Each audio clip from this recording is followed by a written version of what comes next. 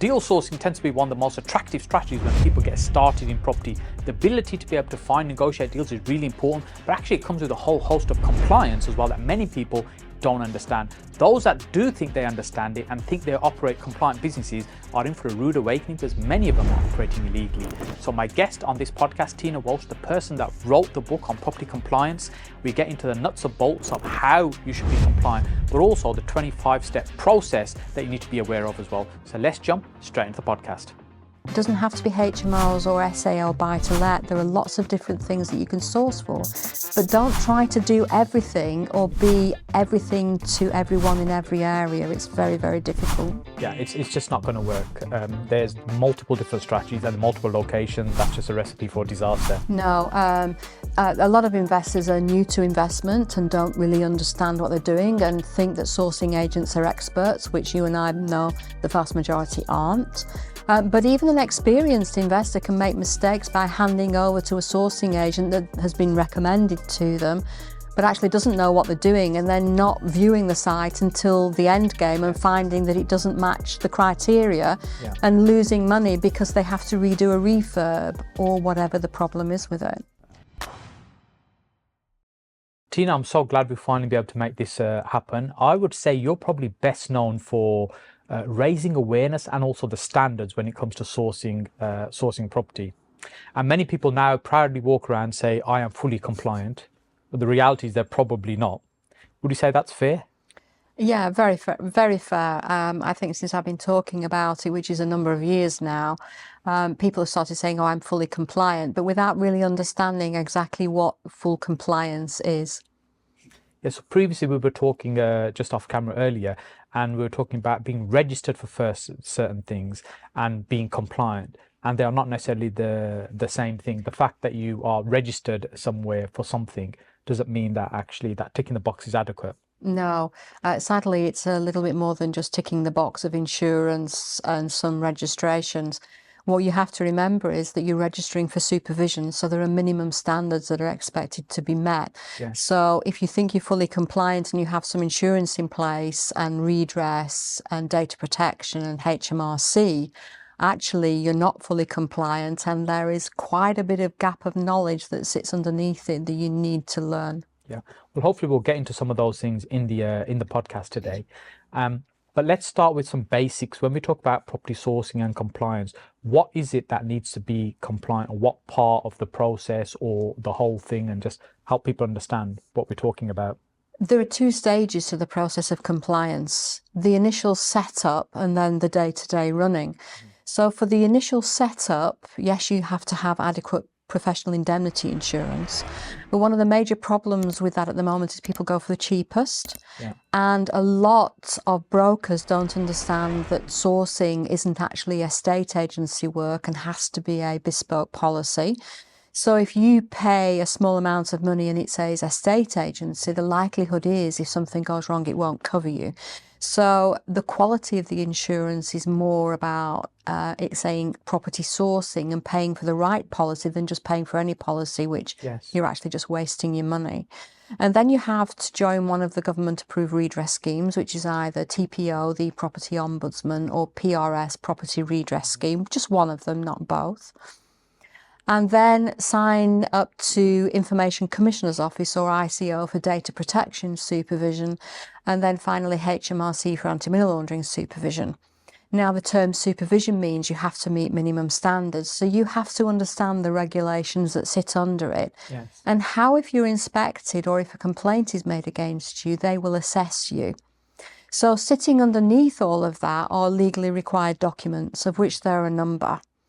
The first ones are policies, and you have to have an anti-money laundering policy, and you have to have a data privacy policy. Now, those are pretty easy documents to come by if that's what you want to do relatively cheaply. Where you will start hitting obstacles is when you have to have the overall business risk assessment for money laundering. You have to have the client risk assessment analyses forms for money laundering for both sellers and buyers. And you have to have the controls and procedures for money laundering that sit underneath all of that, plus an in-house complaints procedure to cap it all off. So you have to have those documents in place.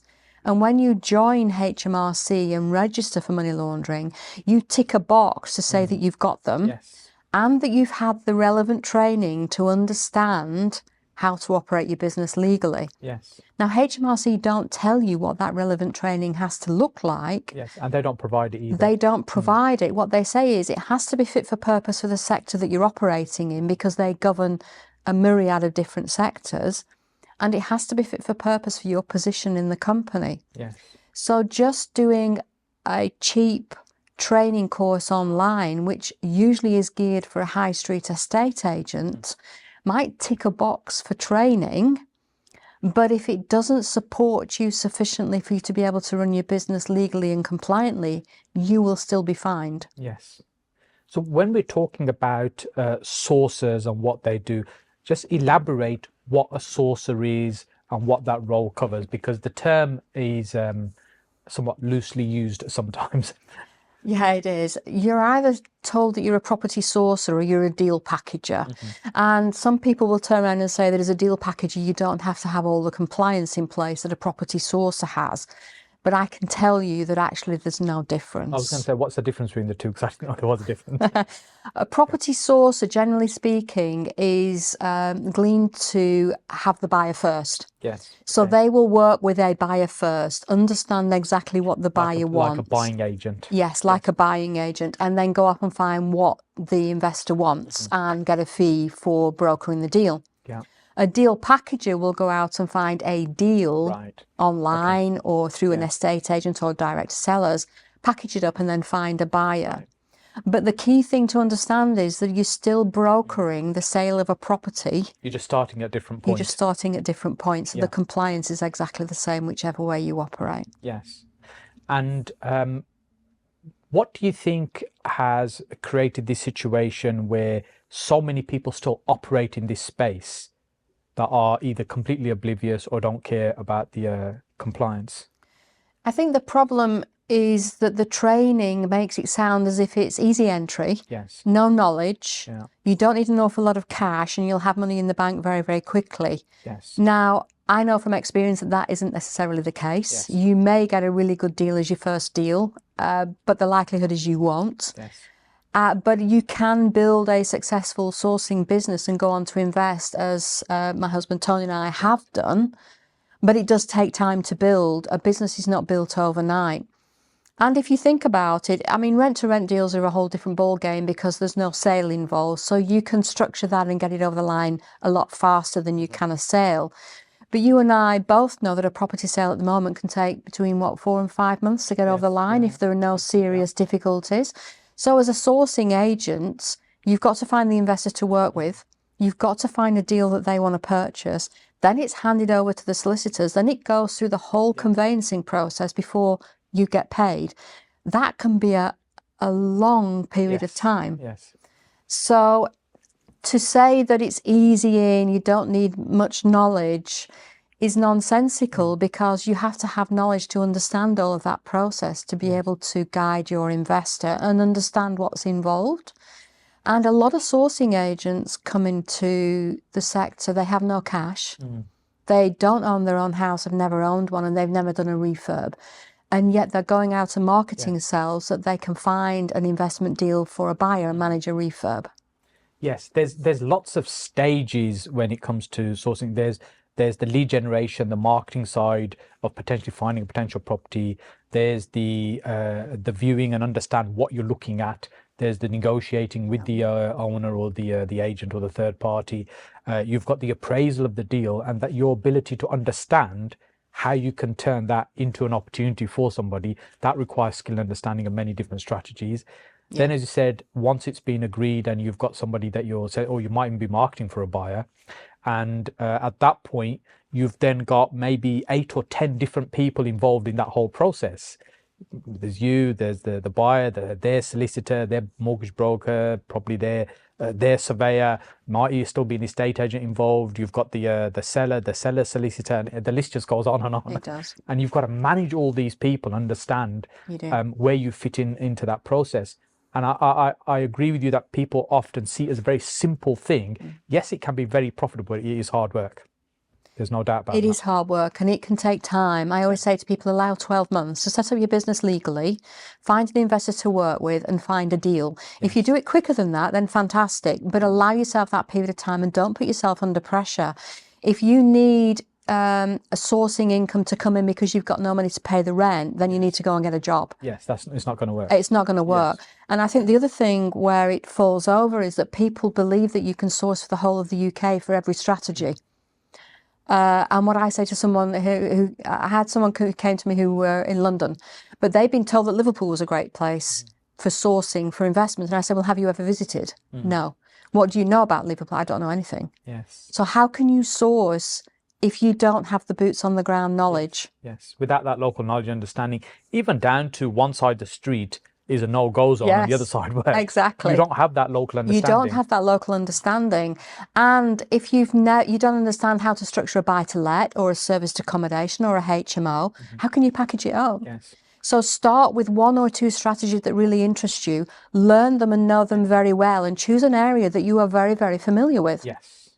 You've heard the phrase, your network is your net worth, and you'll also hear it in this particular podcast as well. That's because people in property recognize the importance of being connected with other people. Property is a people business, and that's the reason I've been running a networking event for over a decade now. Each and every month we bring like-minded people together, an opportunity for you to come along and meet some of those people and also learn from other people on the stage, learn from myself as well. So make sure you book on to the next meeting. We're on the third Tuesday of every month in Birmingham. Now let's get back to the podcast.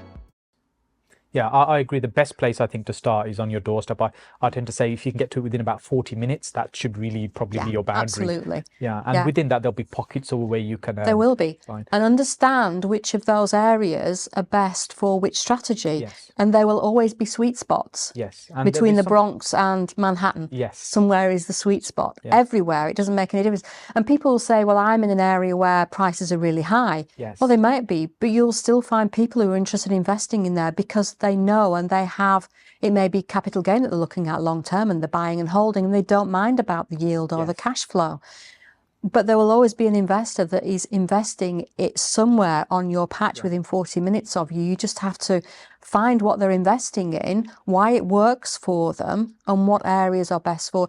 You could even look at best for flipping for, you know, bungalows for those that are downsizing, or for those that focus on the first-time buyer market. It doesn't have to be HMOs or SA or buy-to-let. There are lots of different things that you can source for. But don't try to do everything or be everything to everyone in every area. It's very, very difficult. Yeah, it's just not going to work. There's multiple different strategies and multiple locations. That's just a recipe for disaster. It is. Those two things together. So we first met a few years ago. Earlier we were saying probably about 5 or 6 years ago when you spoke at one of our events. And your background is not property. You kind of came into property a few years ago. So tell us a little bit about your background and what got you into property, but more specifically around compliance. Way back when, a long, long time ago, I was actually a police officer when I left school, and I was a police officer for over 14 years, but I was injured on duty and had to leave. And then family and raising children, so on and so forth. But I always wanted to set up a business. Yes. I didn't know what in, but I always wanted to set up a business. And my husband and I had always been interested in property. And we'd always bought properties that were run down that needed doing up. So our children grew up in properties with no carpets and bare plaster walls, barely a bathroom or a kitchen. Yeah. They were used to that. But then we decided that it would be great to build a portfolio to invest ourselves. We weren't aware of any training courses at the time. We just decided to go out and do it. And we made every rookie mistake. We bought brand spanking new, off plan from a builder. Right. And we bought a 4-bedroom townhouse and a 3-bedroom apartment. Right, okay. There was a 12-month delay on build. Right. And we purchased literally just before the massive drop in prices in 2007, 2008 when we had the crash. Wow. So you bought the peak of the market, really. Yeah, we bought at the peak of the market, and it hurt. We held on to the flat for a while. We ended up moving into the townhouse and we lived there for 11 years and still only made £85,000 profit. Right. So you can see how much we bought at the peak, how much it dropped and how much it hadn't caught back. So it kind of put us off property investing, although we still love property. And I attended a seminar in December 2011, I think it was, and got interested in the idea of investing again, but in a different way. And we got a mentor that we work with, and he said to us, you've invested and it hurt, and you're not interested in doing that at this moment in time. Have you thought about property sourcing? And I said, what's that? And that was where it all started, which was January 2012. He said, go off and research it. So that was what I did. And I spent about the first 10 months researching property sourcing. I was going to say, you could probably have done that in 10 minutes so with the information that was available at that time. There was nothing. I gauged it on estate agents because it was a property sale, and looked at what legislation was around that. My police background, I always went to legislation and regulation and learnt what was involved, and networked through that mentor and their events to find investors that wanted to invest in the Northwest where I'm based and use our services. And that was what we did. Our very first investor wanted a portfolio of 8 properties. Okay. And we did it in 18 months. Fantastic. And that was where we learned what worked, what didn't work, what can go wrong, and how seriously sometimes it can go wrong. And we built the business from there from January 2012. We incorporated in October that year. And we've been running a sourcing business ever since.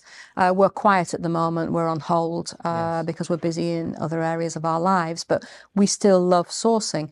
We did invest again ourselves. We, I wouldn't say dipped our toes in the market. We went to the commercial side. Okay. We bought a block of flats. Right. We were looking for bungalows to flip, but people were prepared to pay for them more than they were worth done up at auction or on market. So we ended up looking at blocks of flats, and we purchased a block of flats, which was a repossession. The idea was that we purchased cash and bridging, private finance, and then refurbed and then refinanced out and held. Okay. But in between the police and now, I also have history in the healthcare sector.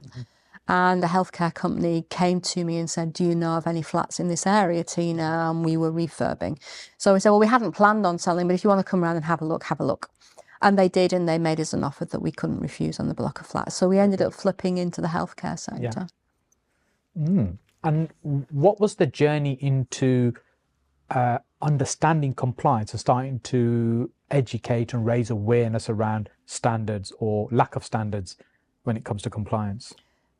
I knew that there was a lot of legislation there, and as the courses started appearing in 2014-15, I think predominantly, I was aware that they were teaching the what you had to do, but not how to do it legally and compliantly. And I said to another mentor, I've had many mentors over the years for different aspects, I'd like to get 100% compliance in the sourcing sector. I'm passionate about people doing it legally and compliantly and really professionalising the sector. And he said, one, you need to go on the circuit, the speaker circuit. I didn't really want to do that. And 2, you have to write the book. And I didn't really want to do that either. But I sat down and thought, well, if you want to achieve what you want to achieve, these are the next steps that you have to do. So I applied and started going on the speaker circuit and touring around the UK and doing that. And then I started writing the book, which was eventually published in October 2017. Would you believe it's that long ago? Wow. It's not available now because it's out of date, and it goes out of date. People still use it as a reference point. They still use it as a reference point, but the law has changed now, especially around the money laundering side of things. So we don't sell the book anymore. But it was part of the journey to get us to where we are now and expand our thoughts about how we could help and support the sourcing sector, other than just the book and me going around and speaking on the circuit. And moreover, help to protect investors from losing their hard-earned cash, hundreds of thousands of pounds a year into the sourcing sector, sadly. And because there's 2 sides, there's the person who's finding the deal and selling it, then there's the buyer on the other side as well. Often we don't think about it's protecting their interests as well. It's not just the seller behaving themselves, as it were. No, a lot of investors are new to investment and don't really understand what they're doing and think that sourcing agents are experts, which you and I know the vast majority aren't. But even an experienced investor can make mistakes by handing over to a sourcing agent that has been recommended to them, but actually doesn't know what they're doing, and then not viewing the site until the end game and finding that it doesn't match the criteria and losing money because they have to redo a refurb or whatever the problem is with it. Yes.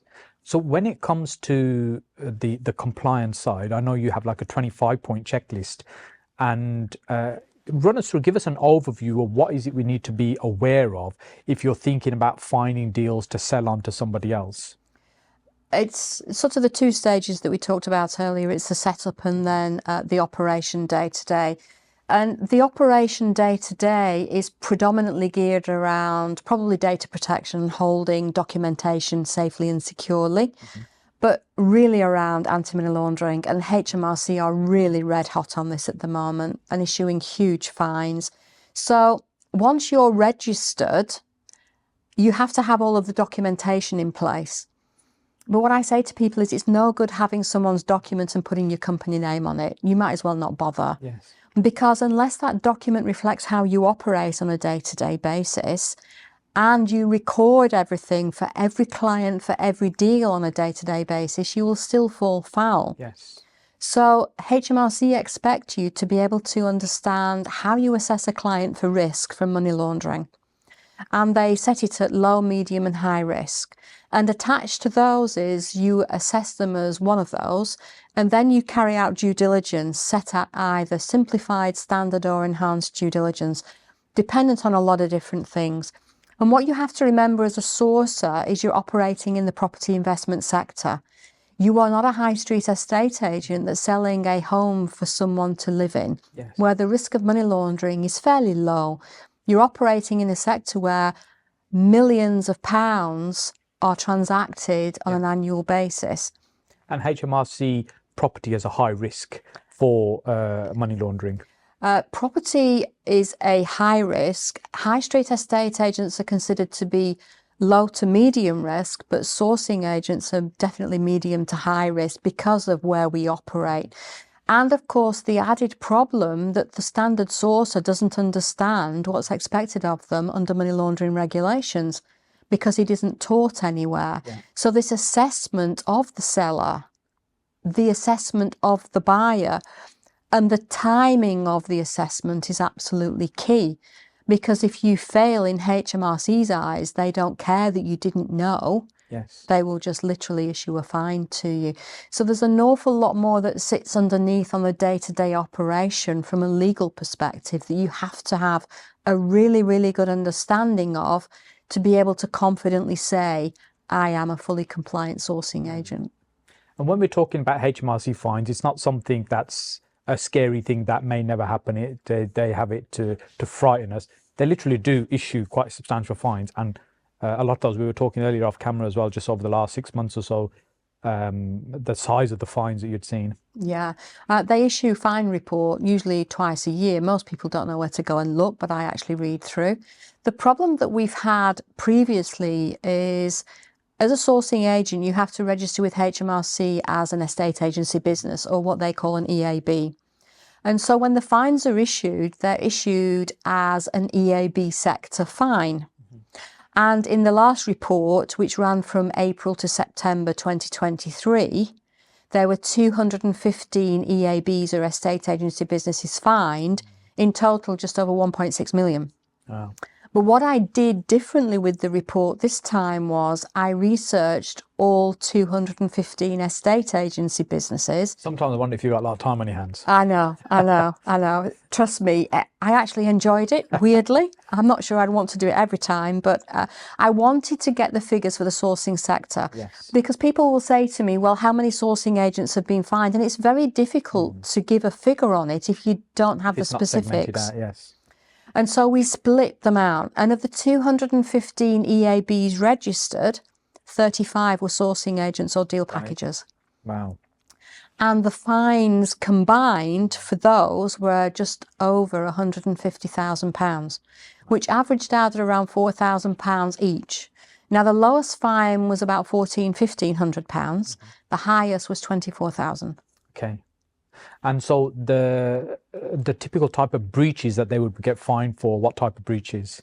The 1400, 1500 range is you haven't registered when you should have done. Yeah. So these are people selling deals that have not even registered for AML. They won't have sold deals. Okay. That will be the level of fine simply for you not registering, but you haven't traded. Ah, okay. If you haven't registered and you trade, that's when you're £24,000. Right. So you're positioning yourself as a sourcer. You haven't transacted yet. No. But you're not compliant. No. Okay. And the thing is that HMRC now are issuing warning letters. So if you set up your company on Companies House, but you think you can do everything in stages and pay for it gradually, at about the 4-month mark, if HMRC find you, they're issuing you with a warning. I have heard about these letters. We've seen fines issued at about the 6-month mark of about the £1,400, £1,500 mark. It doesn't matter that you haven't traded. Yes. As soon as you set up your company, they expect you to have all compliance in place. You don't have a timeline gap where you can work to. Yes. So what I say is, if you don't have the cash to do everything, do nothing. Yeah. Just wait until you till you're ready. So but the other interesting thing about the fines was the fact that when I researched the businesses, not all of them were registered on Companies House. All right. Over 50% of them weren't limited companies, nor did they have significant social media presence. Wow. So the question then comes, how are HMRC finding you? Yes. I think they're using AI. Right. And I definitely believe that they're in WhatsApp groups and Facebook groups, and they're monitoring. Yes. Because there's some Facebook groups are quite large. You've got tens of thousands of people in them, in property groups. So there's lots of chatter that goes on there that can get picked up in terms of what's going on. Yes. So that leads me on to the idea of co-sourcing. What does the term mean, first of all? And there'll be different understandings of what people interpret it as. What's your definition of what co-sourcing is? Co-sourcing is where two sourcing agents work together. One brings the seller, one brings the buyer, and they share the fee. Yes. And how is that misused or misunderstood, do you think? It's misunderstood because a lot of people believe that if you can't afford to be a compliant sourcing agent, you can use another source's compliance to cover you. You can't. Yes. So unless you work for them and you are an employee of that organization, you can't borrow their compliance. No, their compliance, none of it will actually cover you. And that's not just a law according to Tina Walsh, that is confirmation from both redress schemes, Information Commissioner's Office and HMRC. Plus from an insurance perspective, if you look at it from an insurance perspective, the insurance is either issued if you're a sole trader in your name, or if a limited company, the limited company and its employees. And they ask how many employees you have. And Yeah. And you are not employed if you have a separate company. You're in control of your own, You're in control of your own success, and you define your own working hours and what you're doing. You're just not an employee. Yes. You are an independent sourcing company. So you have to have full compliance in place. And I know that it's sad, and quite often it pulls the rug out from an awful lot of people who say, well, I've been told that I can co-source. No, you can't. Might you get away with it? You may. But if HMRC fine you, could you afford a £24,000 fine? And the answer to that question is probably not. Yeah, and it'd be interesting to see how many of those actually you were able to pay. I guess some of them are really just not even in a position to pay. And when we talk about sourcing, we touched on earlier on, there's a lot of work that goes into operating and running this type of business, and a lot of management or lots of different people as well that has to happen. A lot of skills involved as well. And I guess sometimes people get excited by the idea of they will do a course to understand what's involved in sourcing, and that will resolve their financial problems straight away. But it's understanding, do they have the ability and the skills to be able to do that, run that business, and the recognition it will take a bit of time to translate into money in your pocket. And of course, there's still the old adage of about 1 in 3 property sales never completes for one reason or another. Just because it's been agreed, it doesn't mean it's going to reach completion, you're going to get paid. No, it doesn't. And where a lot of the problems arise with the investors is, as you know, sources say, well, I take my fee up front. And that can be anything. Oh, I've seen as much as 75,000 on multiple rent-to-rent deals or various other strategies where it's a sort of a portfolio of them, or there's a bulk buy of it. Wow. And the problem with that is, well, there are several problems with it. One, the sourcing agent does it because they don't have any money. Yes. Two, they will tell you it's refundable when actually they'll spend it. Yes. And legally, if a fee is taken up front, which is pre-contract, it has to be held in a client account. Yeah, so it's ring-fenced from the business It's money. ring-fenced from the business, and they should not be using it. And the major issue with that at this moment in time is you cannot get client accounts. Yeah, it's very difficult to open a client account. Incredibly difficult. And it's as difficult to get client account insurance. So this then gives the sourcing sector a huge problem. And this is where a lot of the complaints come in. And one of the major complaints from investors is, I paid a fee up front for a deal that never materialised or wasn't fit for purpose, and now I can't get it back. And the sourcer has probably spent it and doesn't have it, or they just say you're not having it back. And the contract is weak if there is a contract. A lot of times, the terms of business is non-existent. It's non-existent. It's an NDA, which isn't worth the paper it's written on. And then we have to try to guide them through a complaint process, which equally the sourcing agent doesn't have. And they just wash the hands of the investor and left them high and dry. And then we have to go to redress if the sourcing agent is registered with redress. Yes. So the whole structure of taking the fee up front, getting the money in the bank, because otherwise the investor will go behind your back, smacks in the face of actually how your business should be built, which is built on trust and understanding and building a long-term working relationship with someone. We had the conversation earlier. It's much easier to sell multiple deals to one person than it is to keep selling one deal to multiple different people. So to build the relationship up with one or two or even three investors that you can work with long term is a much better strategy than trying to find a deal and keep selling it to a new investor every time. Taking a fee up front, not having a client account, and ruining your reputation and your business before you've even got it off the ground. Yes.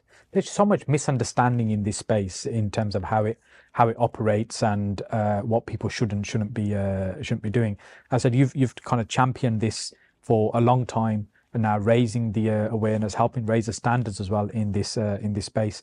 And so, what are some of the things that you're doing? So there's a number of things you're involved with in trying to help people to ensure they're operating in a fairly compliant way. We've had a training business set up for a number of years, which teaches deal packaging, property sourcing, but incorporates the compliance within it and has the bespoke training for data protection, anti-money laundering, the required documents that I mentioned earlier on, and also those day-to-day processes which people don't understand, the assessing a client for low and high risk. What do HMRC expect to see? The red flags. For argument's sake, HMRC consider the term BMV to be a red flag. Right. And it is taught on most property sourcing and deal packaging courses to go out and find a BMV deal for an investor. HMRC see that immediately as a red flag of money laundering. So you have to understand this and how you mitigate those risks and how you deal with it. We also, 3 years ago, set up the National Association, or the National Association of Professional Sourcing Agents, and I love the name, NAPSA, which is much easier to say. And that was on a flip chart of mine in our dining room, actually, when we were working from home, as a portal for professional sourcing agents where their compliance was checked, and a space where investors could connect with them in some way, shape or form. And that's where NAPSA evolved from. It is a limited company by guarantee. There are no shareholders, so it's a legacy, if you like, on my part. And it's there twofold. One, to provide support and guidance for sourcing agents and aid them through their membership to be the most professional business that they can be. And two, to protect investors that work with sourcing agents. And so in terms of the structure, how that works, so it's a membership for those that are want to become sourcers. So there's a process that they follow and adhere to, and there's an approval process in that as well.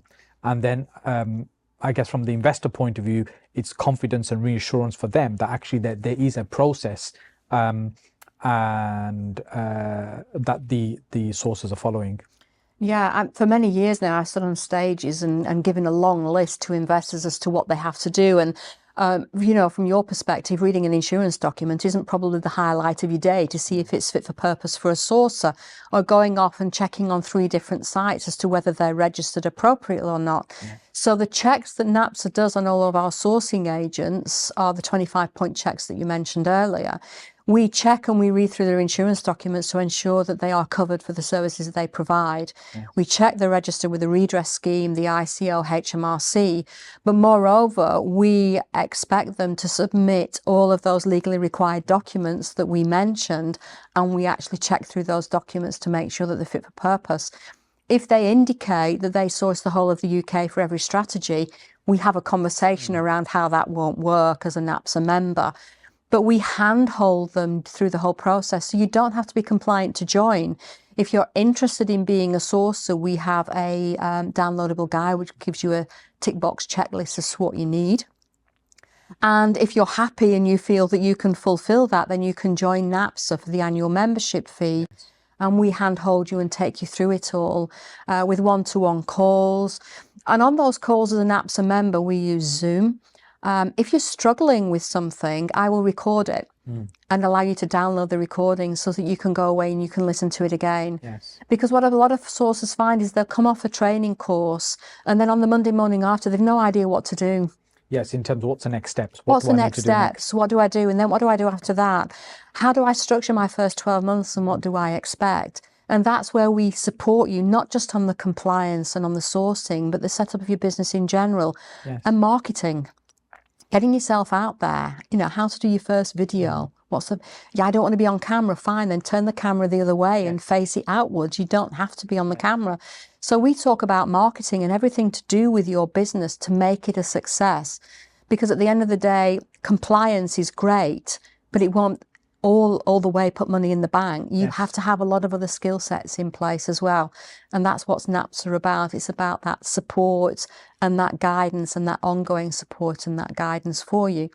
And then on the investor side, as you said, giving the investors from anywhere in the world the confidence that when they search and find a sourcing agent on the NAPSA site, they have met that 25-point check.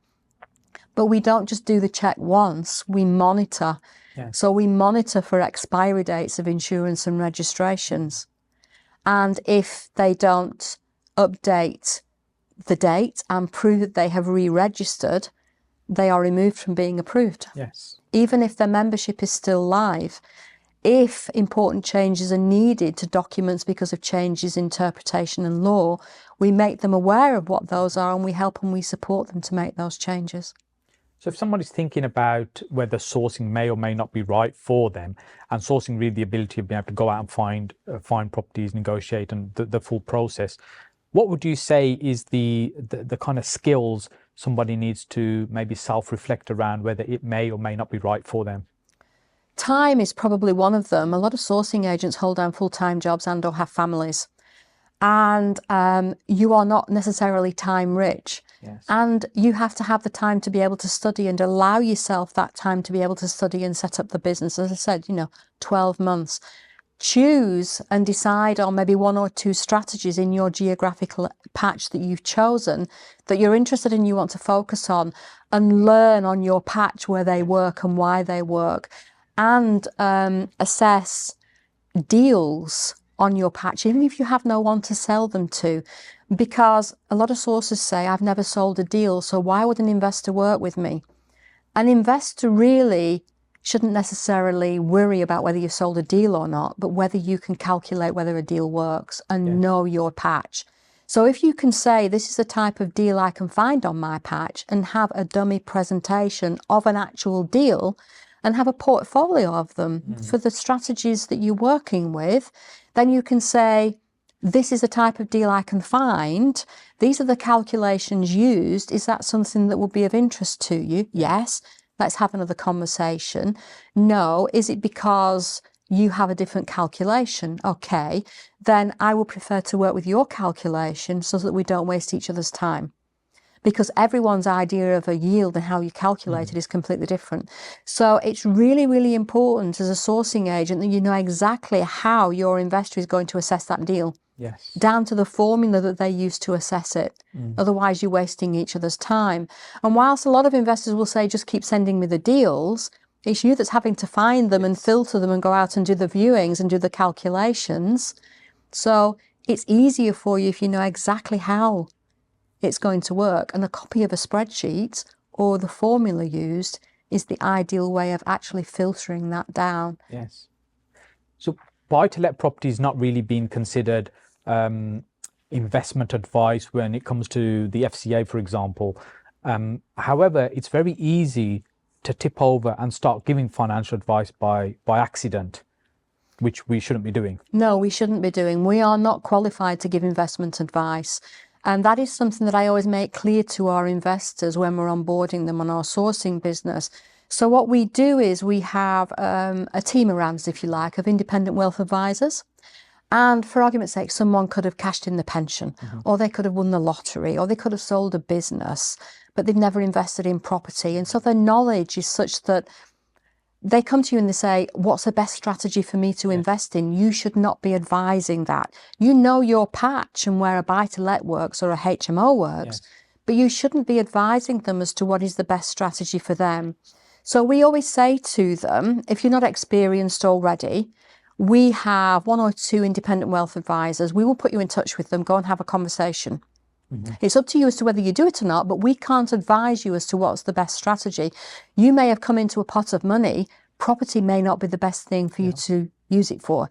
They are qualified to invest you for your position at this time as to what is the best thing to invest your money in. If property is a part of that, then great, then come back. Yes. And that way you get them saying, no other sourcing agent has told me to do that. They're all about, give me the £3,000 and this is a great deal for you.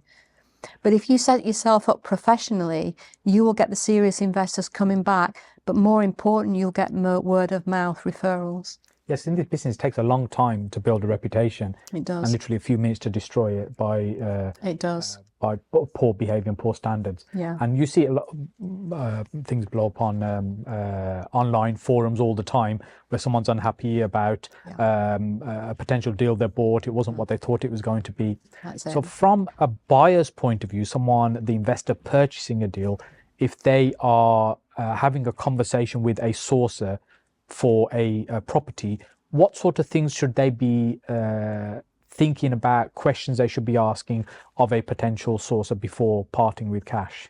The first question I would ask is, are you a NAPSA member? Yes.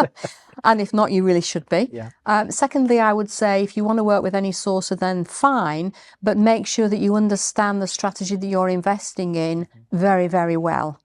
And never trust any figures or any data or any comparables. Always go off and do full due diligence yourself. Yes. Always. I think that's super important, that we have to take the responsibility of doing the due diligence as the buyer.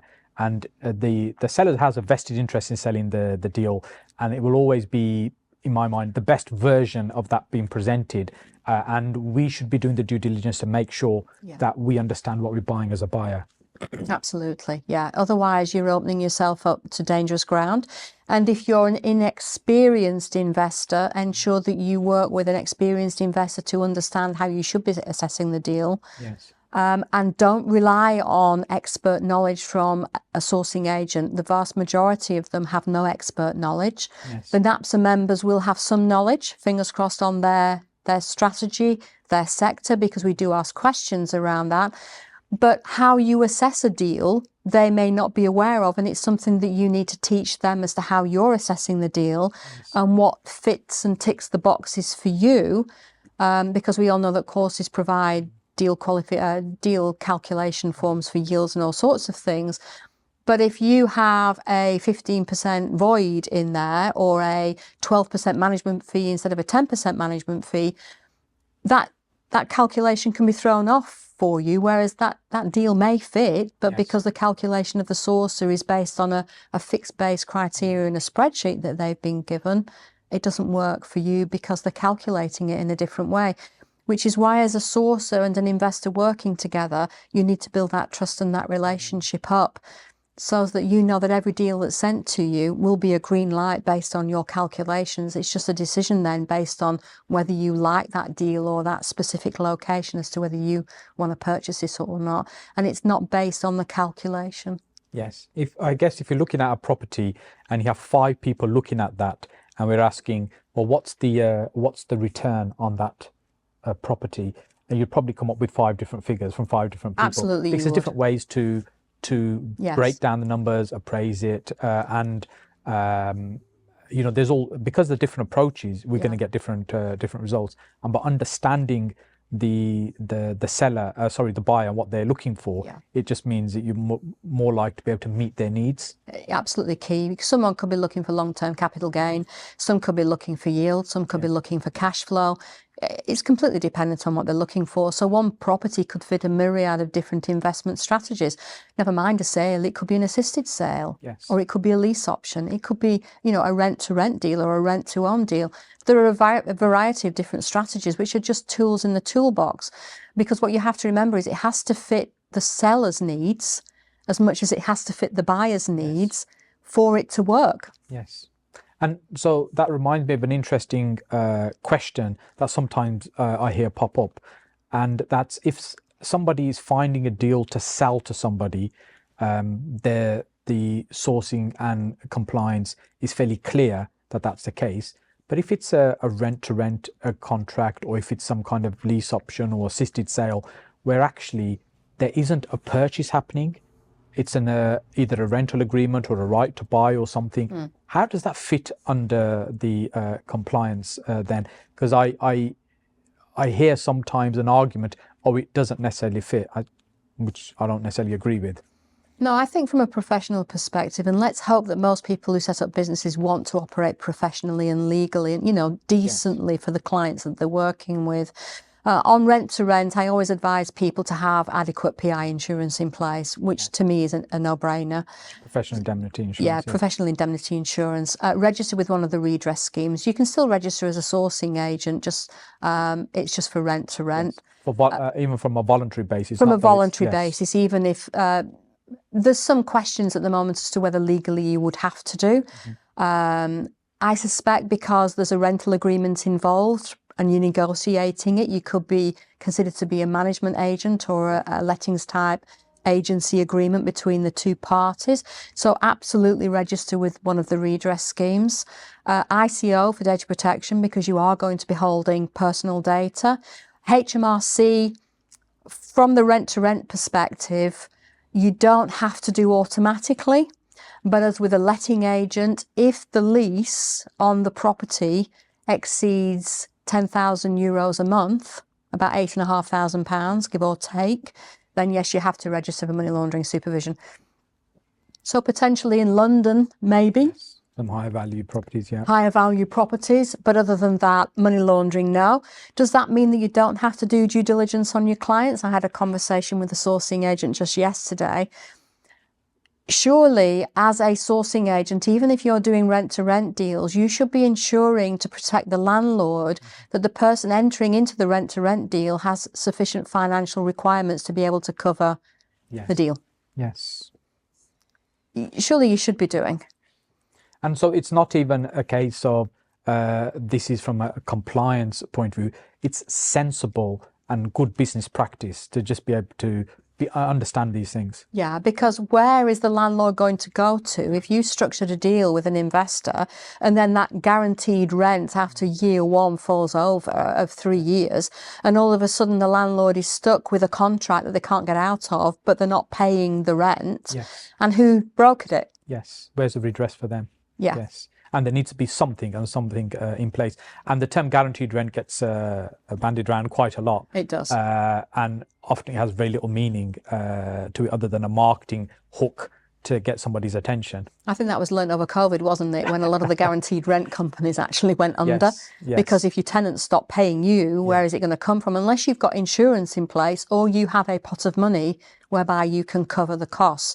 Which is why I say to the sourcing agent, yes, structuring the rent to rents is fine, but from my perspective and a professional perspective, you should be carrying out due diligence on the buyer, that they have the understanding necessary to run it, the experience necessary to run it, and the cash flow available.